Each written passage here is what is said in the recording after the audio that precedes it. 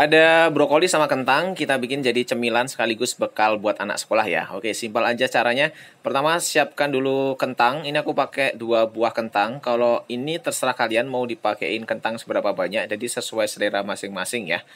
Kemudian aku potong-potong juga ini si brokolinya. Aku pakai kurang lebih sekitar 300 gram. Jadi satu porsi ini bisa jadi nanti 2 cup ya.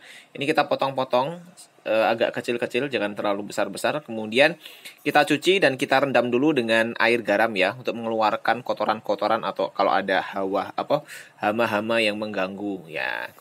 Kalau sudah langsung aja dicuci.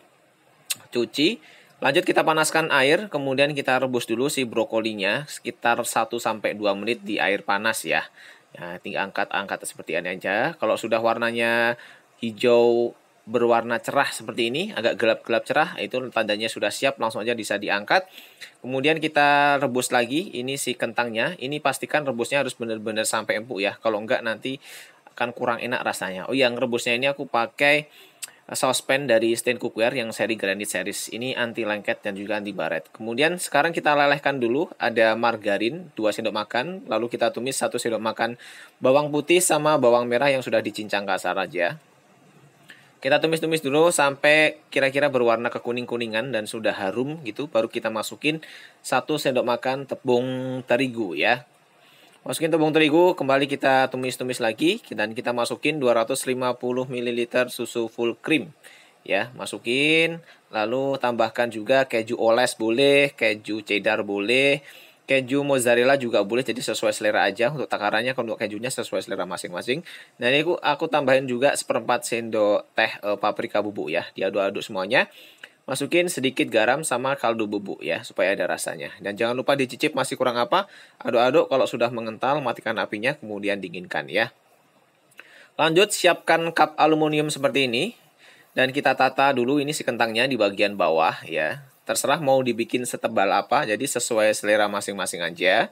Kemudian kita kasih si sausnya. Di sini boleh menambahkan juga saus tomat atau saus sambal sekalian, atau pakai mayones juga boleh. Lalu aku pecahkan 1 butir telur. Ini aku pakai telur ayam kampung ya.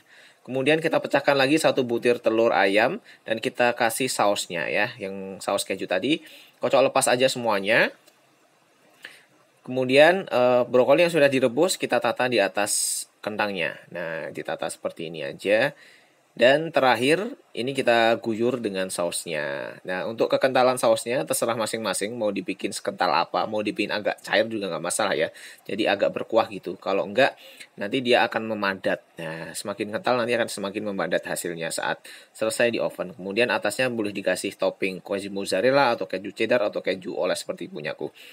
Next, kita siapkan oven atau pakai air fryer. Di sini aku pakai Digital Mito Air Fryer dari mito.id. Kemudian langsung aja dimasukin dan kita panggang dengan suhu kurang lebih 180 derajat, waktunya 15 menit sampai matang ya. Ini kita masukin, langsung kita tutup aja.